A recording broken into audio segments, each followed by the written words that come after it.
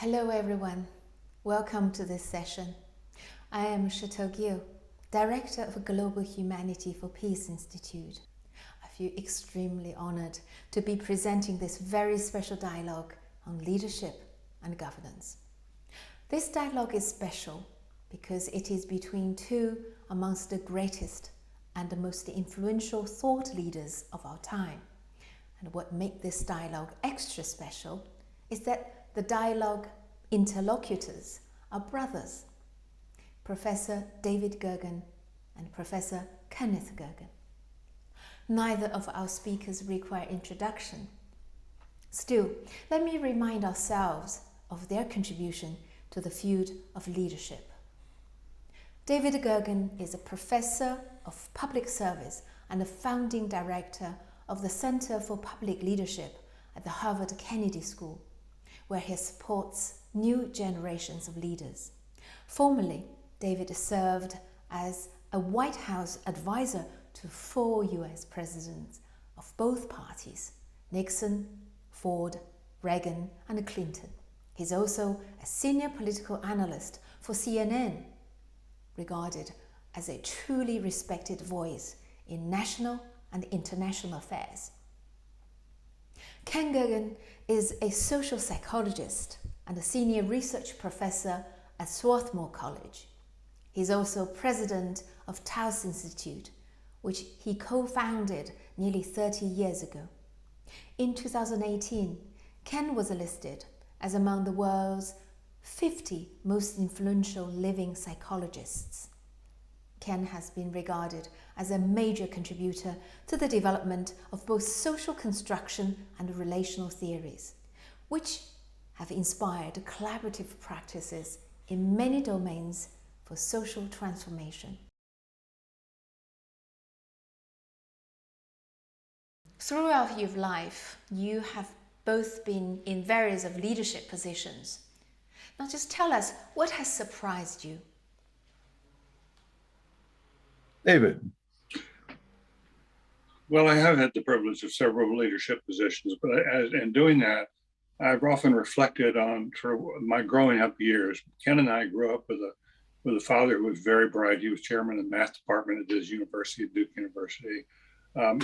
We had 4 brothers. Our oldest brother was very bright and went off to do various studies and got a medical degree and a PhD and whatever. Ken came along with very bright and got a PhD. We had, and then along came 2 of the rest of us. So, I grew up thinking that the best leader would always be the smartest person in any organization. Find that person, put them in charge, and things will work out for the best. And what I discovered especially when I went to Washington, was that just wasn't true. Yes, the leader has to be smart, has to have a grasp of the central issues. But more importantly, the leader has to have a good temperament and a good character and is believable. I've worked for several people who were extremely bright. I worked for, among others, for President Richard Nixon, who was one of the best strategists I've ever met in my life. He was a very bright man, but inside him, he had these demons that he never learned to control, and they brought him down. He was forced out of office, the only president in American history who was forced out of office by scandal. And I find that again and again. And Franklin Roosevelt, a particularly important example, because he always was when he was growing up, he was seen as a lightweight, someone who was mocked by his own family. They call him Bernie Wooster, which you'll remember that was a way of putting somebody down. But Roosevelt, especially after he had polio, grew in terms of his empathy and his capacity to relate to people and became a much more serious man. He visited once Oliver Wendell Holmes Jr. to congratulate him on reaching his 92nd birthday.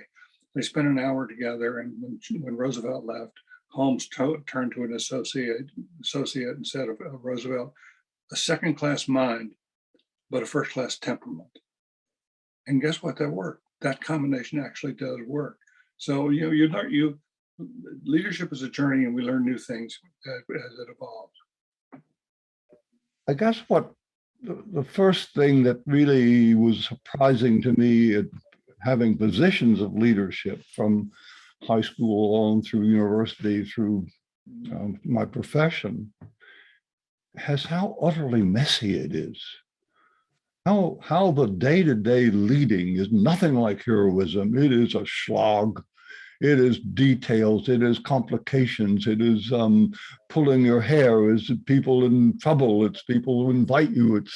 It's continuous movement of both minutia and major issues that come up from time to time, unpredictably. Then I began to think that that whole issue of the charismatic leader, which we inherit, is really, it's useful, but only as a stage. It's useful as a drama. It's useful at those times in which you must give an address, or in which there's a ritual, or in which large words are needed in certain cases. But it's not leadership. It's more like the personifications that we need somehow to feel that there is something bigger than us, and that someone might take us there. I have a somewhat different take on that, and that is, I think that even in the roiling waters in which we live, with so much darkness, that we still need heroes. And one of our problems today is we don't have enough people we can look up to anymore. You get to a certain stage as a hero, and people want to knock you off your pedestal. They come after you on social media. They try to bring you down because they can't stand it that somebody might be a hero on the other side. But as what a society needs. There's an interesting exchange in a play called Galileo, where the main character says to Galileo, pity the country that breeds no heroes. Pity the country that breeds no heroes. And Galileo says, no. Pity the country that needs heroes. Pity the country that needs heroes. I've always thought the main character was right. Galileo had it wrong. You do need heroes. You do, because I think they do inspire, especially the young. In a time when we don't have no heroes, we have very few role models. And I think that's a loss. Ken, do you want to follow that? Yes, I'm mixed about that, David. In my heart, I agree with you. Mm-hmm.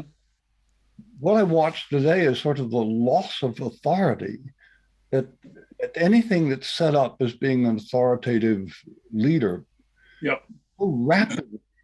is so rapidly destroyed by the press, by the opposition, so that you continuously have your hopes dashed. I do want to come back to one more thing to respond to Ken. Ken, let me also say up front that in the leadership literature, there's a sense that the great man theory is dead. That we don't have great men, but instead, what we need is collaborative leadership. People working together across lines, across boundaries, and there's much to be said for that. I think to move toward more collaborative leadership. But I do think it needs to be tinged at least with a sense of aspiration, of hope, of gallantry, of things you can look to and say, wow, that was really, what was it that made that so impressive? Angela Merkel, for example, she was a terrific leader in Germany for these many years. Who would have imagined that? She had some additional capacities that I think sparked her as an international leader. Now, given your perspectives on leadership and the qualities of leaders, and also the complexity involved in leading the world, so how do you see as the greatest challenges confronting global leaders today in building a truly peaceful world? Now, one of the things that bothers me is the way the question is set up, or you might say, to the traditions we inherit of global leaders leading a nation already has built into it the notion, well, there are units that exist now, and if we could just bring the units together with these leaders, somehow we could make for major changes. Now, there's something to that. I don't want to just push that aside, but I want to say, I don't think that whole vision of international, or of global conditions is particularly promising. That what it seems to me you have today are global flows of information, of people, of money, of ideas, global flows where there is a lot of power in those by not only international corporations, but religions with social movements, ideologies, cultural interests, icons, and so on, which those should be part of the picture. It's not as if somehow the leaders can fix all this. They're not in control of it.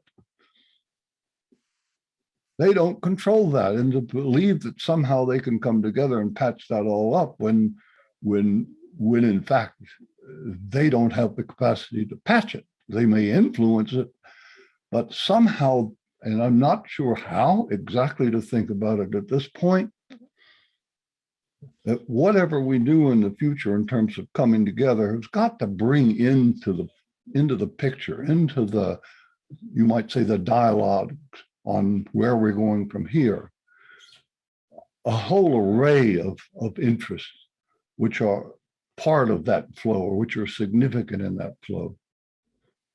On climate, I think what we're seeing is that in a very graphic way, that despite all the evidence that's piling up, despite the experiences we've all had now and feel threatened by, this is all turning, and we're heading to 2.0 Celsius or increase in climate, and terrible things are going to be happening to our children and grandchildren.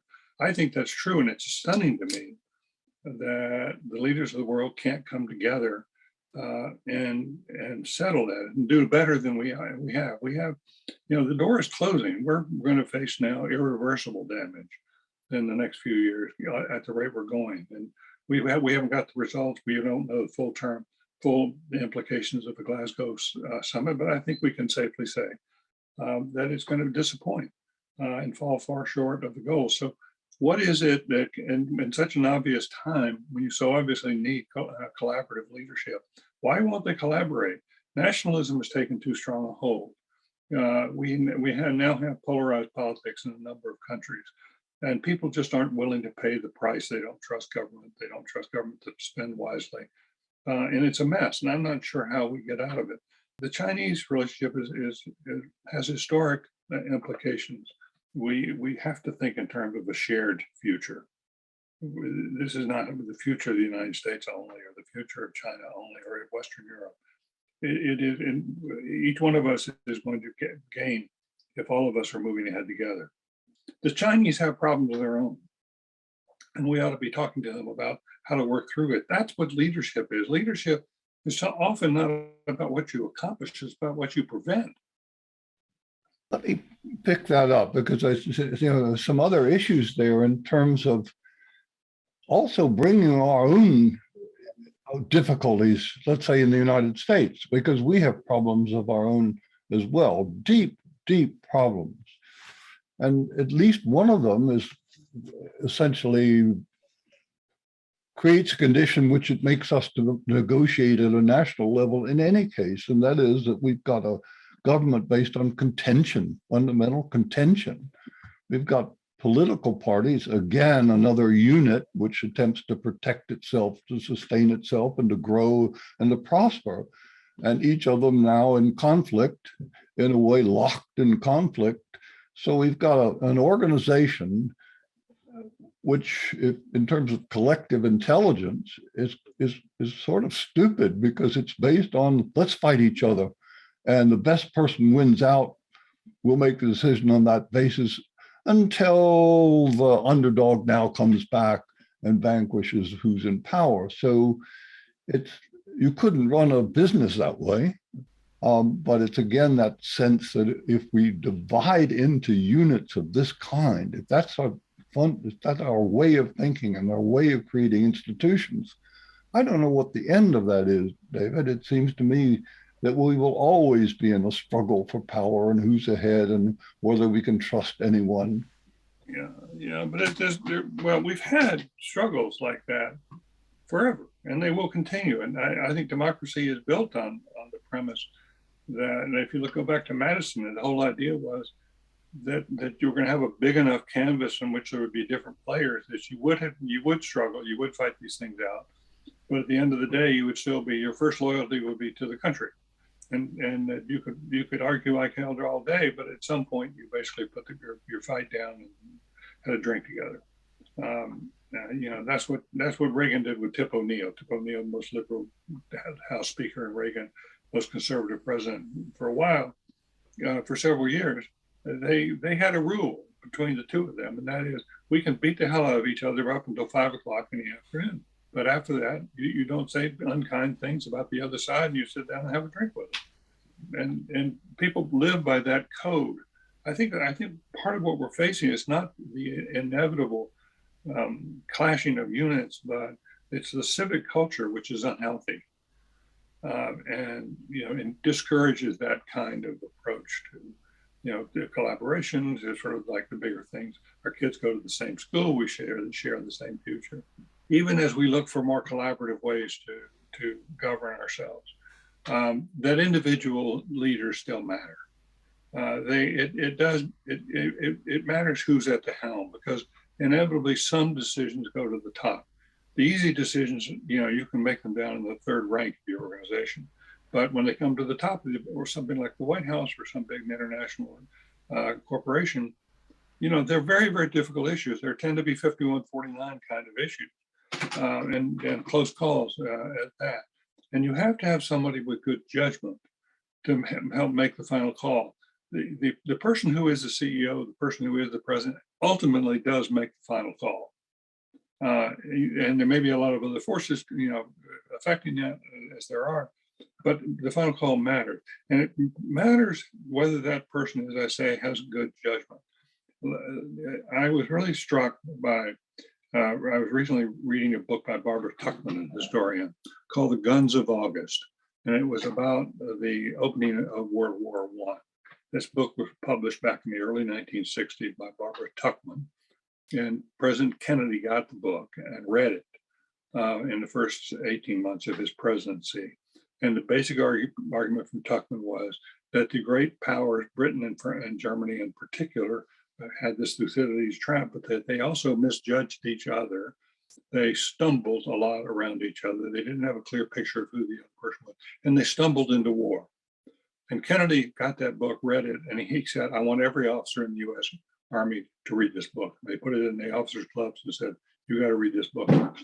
And when the Cuban Missile Crisis came along, which was shortly thereafter, Kennedy was heavily influenced by Barbara Tuchman to believe we cannot, and he called his brother in, Robert in, and said, we cannot let a new book come out called The Guns of October, which is us going to war with the Soviet Union. We have to do everything we can to preserve peace. We have to go the extra distance. We have to do it secretly. This is a democracy, but we have to do this behind closed doors or it won't happen.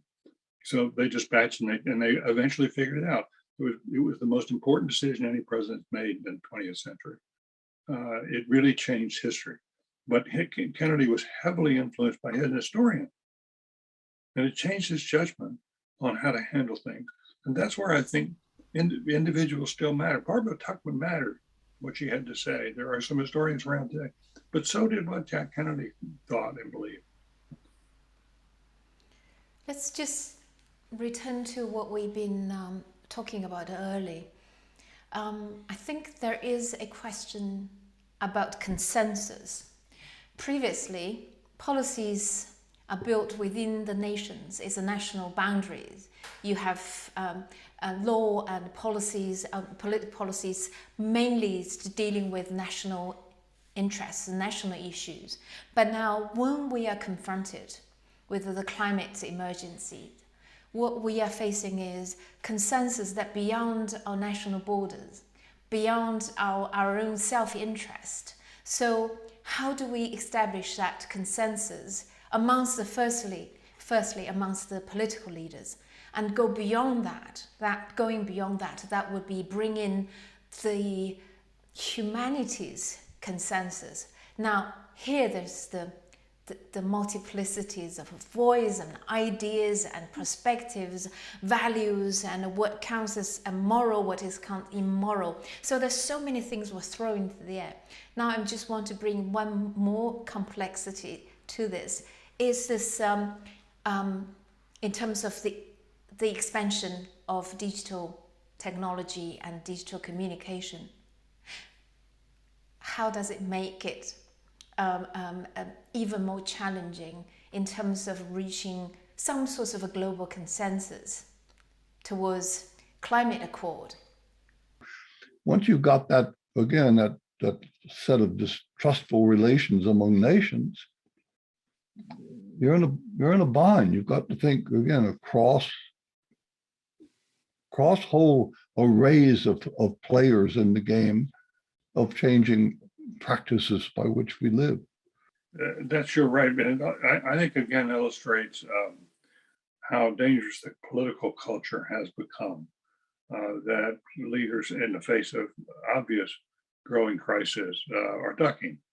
And they're sort of doing it. They're going to do what they can for their term, but not very much.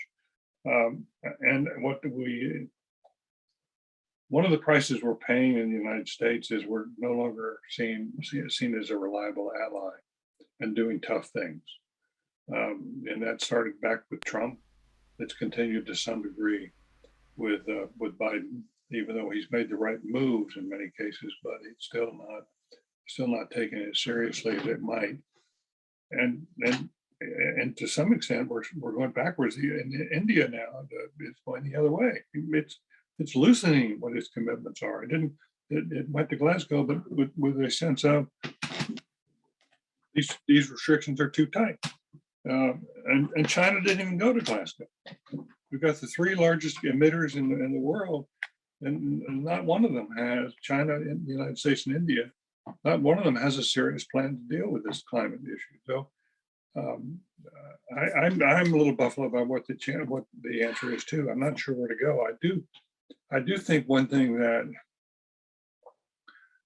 has plagued this White House is it's trying to do too many things at one time. And if you put two balls in the air in the White House, you can handle that. If you get 6 balls in the air, you drop to 1 or 2 or 3, because it's too small a place, too few people in a compressed place in the West Wing to make those serious decisions when you've got things coming at you at 50, 60 miles an hour, and you need a decision by tomorrow night, and you rush a decision out there, and it doesn't hold up. And then what you find is the other side plans to tear it down as soon as they get back into power. If we're right now in a situation where Biden has got essentially a little less than 3 years left, 2 plus, and whatever he does now is likely to be overturned by the Republicans if they come back into office. So what signal does that send to China about where our steadiness and how long we're going to stick with the policy? Because they think you change the players and you change the policies, and Europe is going crazy with that. So I think we've gotten ourselves into a situation which is very, very complex. I'm not sure how we get out. I do believe Walter Lippmann, the famous journalist from way back when, used to argue that the press is like a spotlight, turned on, and it comes slowly along the beach, and then it sees something important, and it focuses in, puts a lot of light on the subject, and then it moves on and leaves where it was in darkness. That's just the nature of the press world in which we live. There's a lot of truth to that. We don't stick long enough to make climate so important that people are willing to do trade-offs, and people are willing to give up things to get solar or whatever. We don't, we bow to the fossil fuel industry still, and so I don't see an easy way out. Usually, the thing I think that what is going on is that people are becoming increasingly aware of how dangerous this is. People who live near the water, they all know. People who live near these fires, they all know, how dangerous. And I think that there could be that there'll be a real change in opinion over the next few years, and that may be in democracy. if you go from 40% approval on that, on some issue in the environment, and you go up to 70%, you got a much, much better chance of getting a real policy. I think the media in some way stand in the way. And it's partly because in some way tension and competition and conflict sell. People will read about conflict. They will love to be righteously indignant. They will love it when they believe they're on the right side and there's a wrong. In the worst case, I sometimes feel like hatred is power. That if you can get people to hate something, you've got an enormous amount of power. So, I mean, if you pick up the newspaper and in any given day, it is conflict after conflict after conflict. There's very little on accord, on what wonderful thing has happened, on wow, the breakthrough in X, Y, or Z.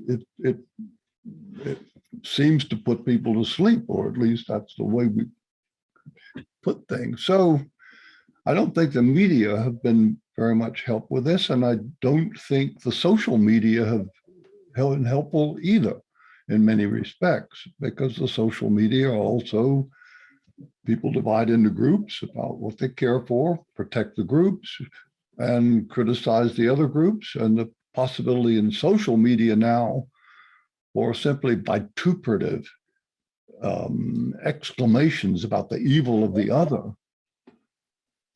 has created, to go back to David's concern, a context of conflict-ridden society in which conflict is part of every day about who's right or wrong and what we can say and what we can't say. So we're in a kind of a bind that way. And can I expand on this in one way? David referred earlier to collaborative leadership, and I've been working with a concept of a relational leading, in which the point of the leader is not to generate an outcome, the best outcome for which I am the ultimate decision maker, but to try to bring accord or work together with the multiple players. So it becomes a matter of trying to coordinate these many, many centers of coordination, you might say, because each of those has got some influence, some power, something there. How to bring all that into play. So in terms of climate, yeah, you may want to work on a climate accord multinationally, but what about a climate accord within the top players of the country? Bring them together. Why not a climate accord within communities, among states, and so on? Why not look for that kind of discussion? How could we change things? How could we bring it about? At all those levels, down to the local level, trying to coordinate those coordinations, and which would include the news media, would include oil companies, and so on.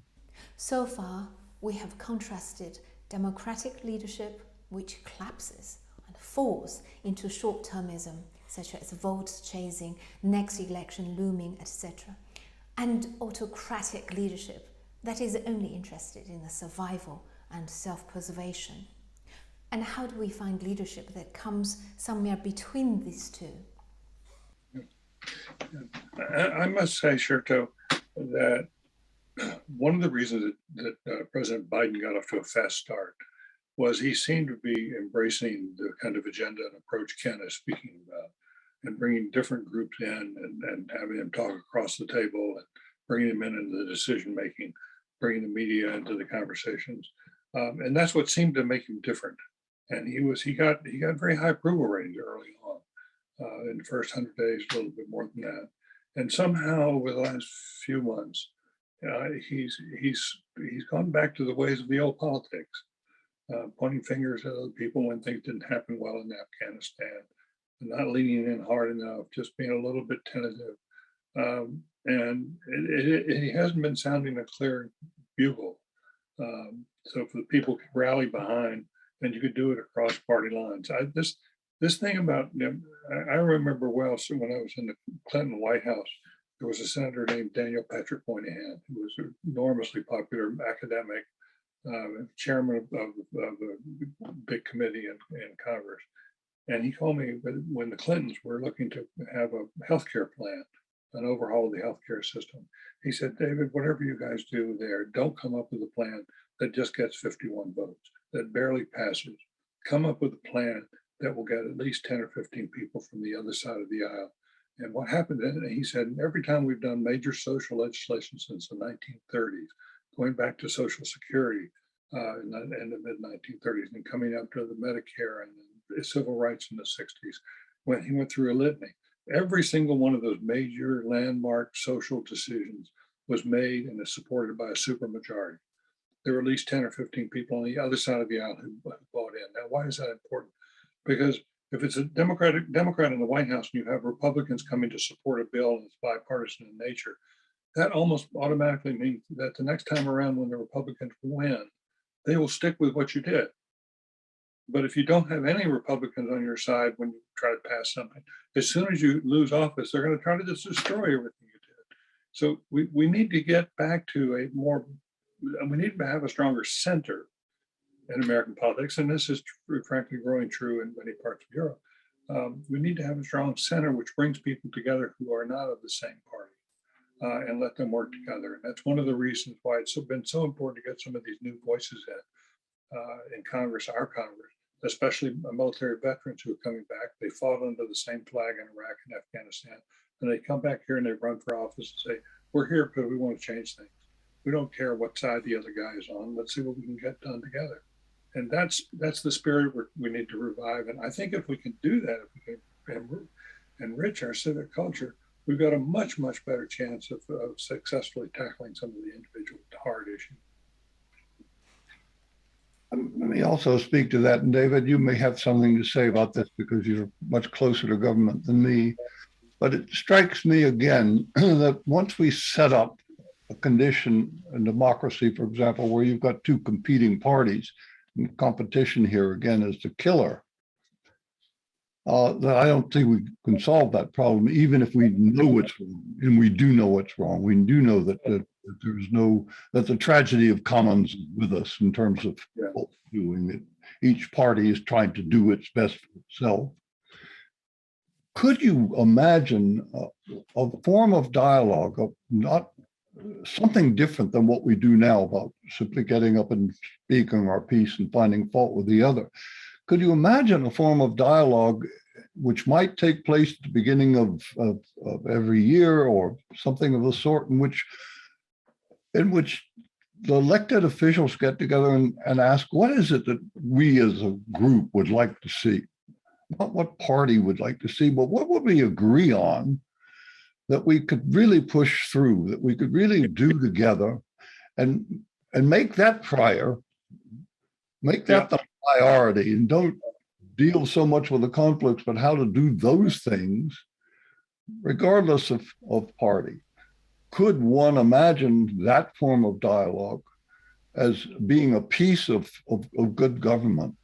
Yeah. And could it be I actually think that's a very, very smart way to go. The new president, whoever that comes out to be, from the beginning, from day one, tries to do things differently. Before we have a big set of proposals to send up, let's go to Camp David for 4 days in a bipartisan group and figure out what it is we're trying to get done. What do we want to be remembered for? And I think if you appeal to the better angels, of some of them, there are enough around you could still put some things together. Everybody is so exhausted with the kind of politics we have now. You know, there are people who are very, very unhappy. They don't want to go to Washington and do it. You know, some good people are resigning.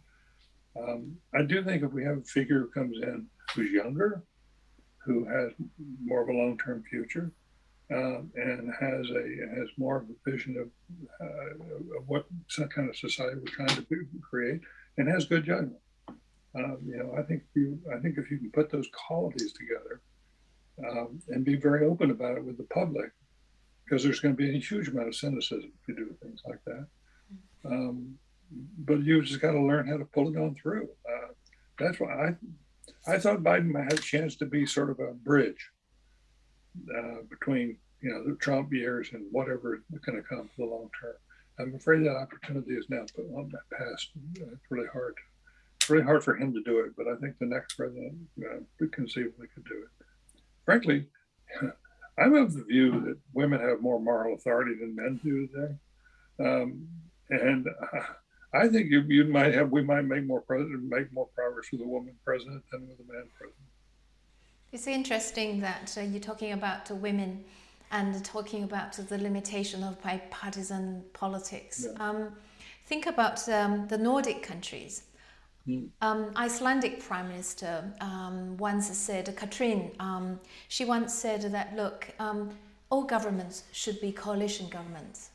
Yes. And this same view was echoed by the Finnish Prime Minister.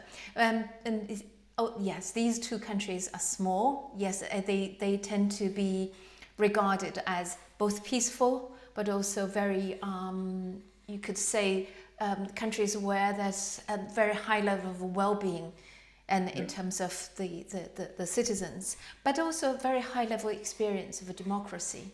And that is coalition governments and they're led by women.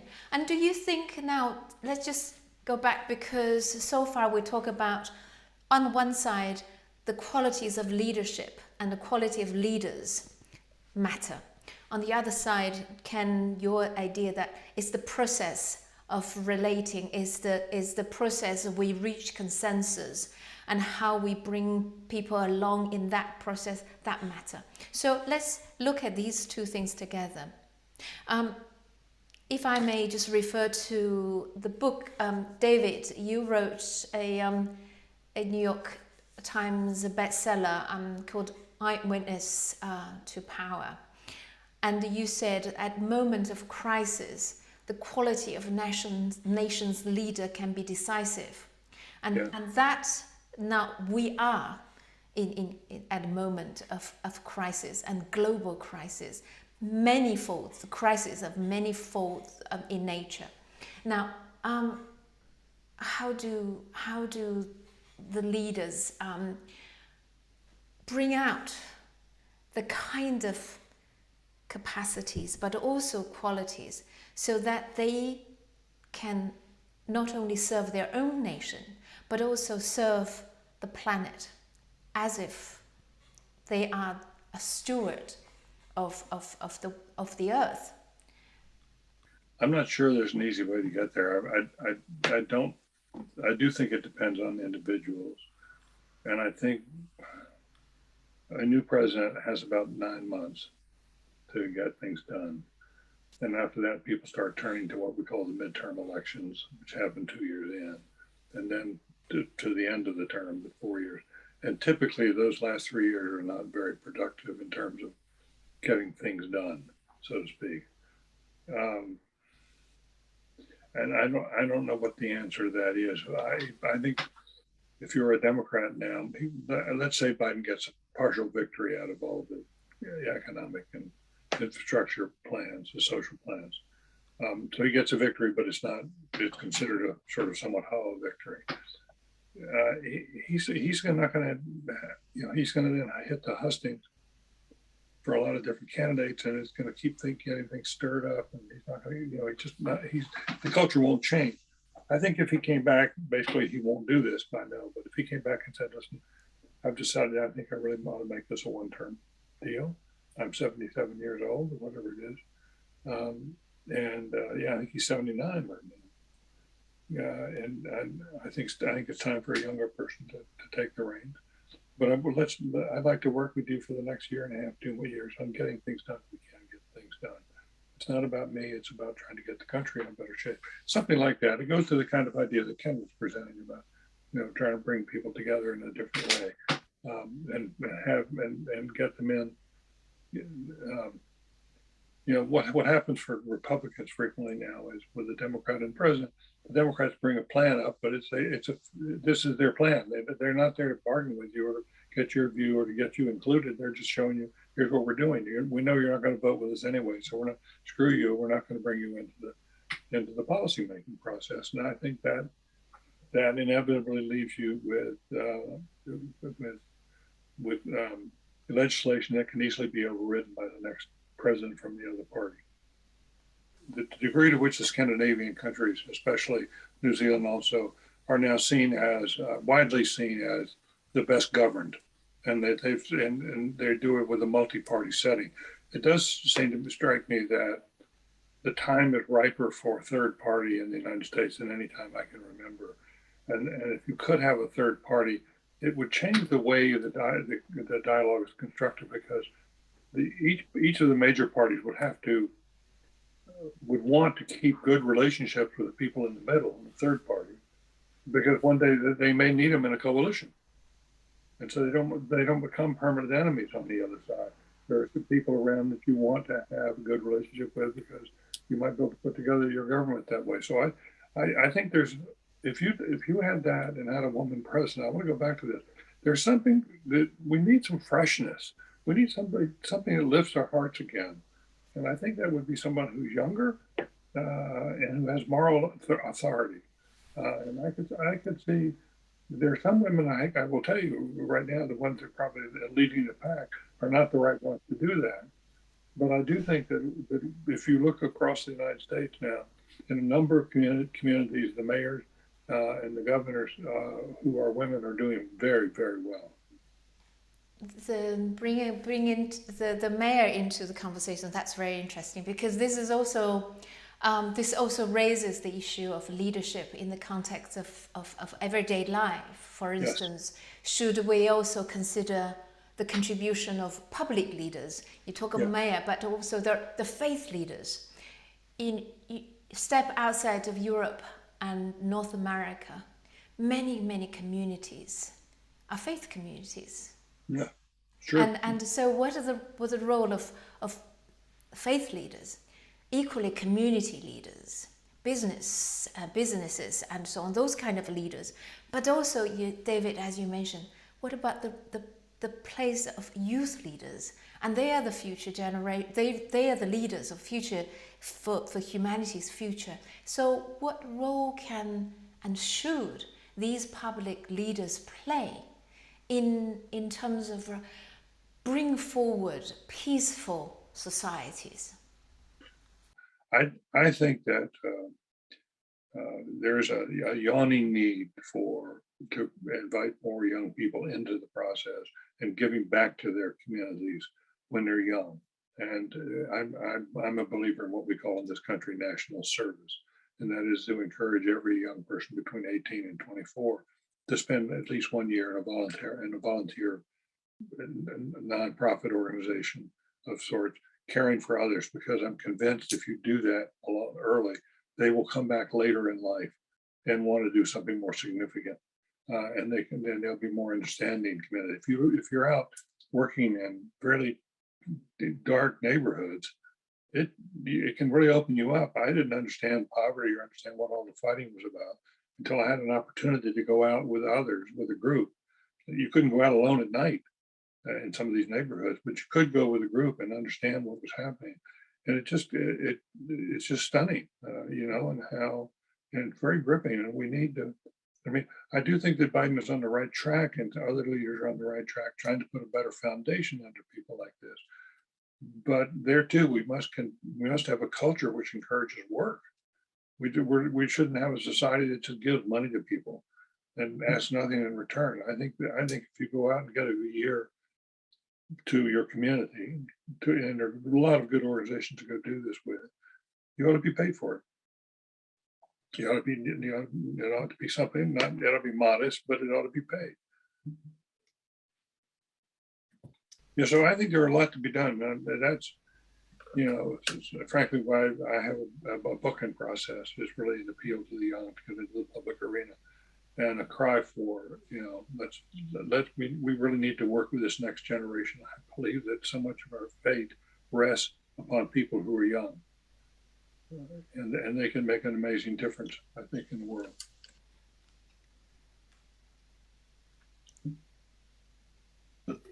I want to speak to the issue of the young because I like the idea of a national service of some kind, which again, to me, breaks down the barriers of responsibility between one and another. What I have been most concerned with is the capacity for relating at all, for any kind of positive relationship, as in terms of our educational systems. Because it seems to me, in the same way that I think some of our government institutions, including the way in which democracy is structured, is problematic. I think the same may be said for educational institutions in which we educate individuals to be, again, bounded units. We give them a standardized curriculum and evaluate or assess them according to the way they do on that curriculum, and set up, again, competitions among people, so that education is about competition, ultimately about best score and who gets the best, goes on to the best jobs and so on. So that we don't come out of educational systems with the capacity to work with each other. We come out with a capacity to defend our own views, to have a view, to support it, and to defend it against all comers. I don't have much of a capacity under those conditions of wanting to say, hey, I'd love to work with you. I find that interesting, an interesting idea you have. Maybe I can build on it. Maybe we could bring others into this conversation, and we could create blah, blah, blah. Instead, we put people in cubby holes and assess them and grind them out and then go on to a competitive future. So I'm very anxious to change that system in some way, for one, to get rid of the fundamental competition that's produced by standardized materials and assessment. Get rid of massive tests, of national tests, to find out which schools, which teachers, which students are the best, and who is holding up to a curriculum which may or may not have anything to do with what we need for the future. Now, thinking about early, you talk about the importance of mayors' contribution to peacefulness. So let's just close with this question. In what way might worldwide cities, such as in London, such as Coventry, such as New York and Heidelberg. In fact, there is a global association of peaceful cities. And at the UN level, UNESCO has global network or coalition of inclusive and sustainable cities. So cities are out there actively connecting with each other and contributing to something that's larger than the city itself. So the question is, in what way might worldwide cities, major cities, collaborate and contribute to a global culture of peace? Very, very good question. I have a friend here on the Harvard faculty named Doris Summer, and she's just come back from an international gathering of mayors from around the world. And her interest in her work as a professor has been on improving the cultural life of cities. And that includes bringing more vitality and a sense of participation on the street, in the streets, so that there are various organizations. Say in Chicago, there's an organization which brings students in during the summer, an arts organization. They're in central Chicago, and they go out and paint the buses, and they paint them, they paint them in all sorts of funny, interesting ways, and it brings people together. They love doing it together. She's also visited Colombia and Latin America. There they have a lot of free art that's springing up to encourage it. And it has brought people together in a different way. And I do think we need to give some more attention to this notion of what role can the arts play in transcending some of our differences. And I think there's something promising about it. She's making this her life work.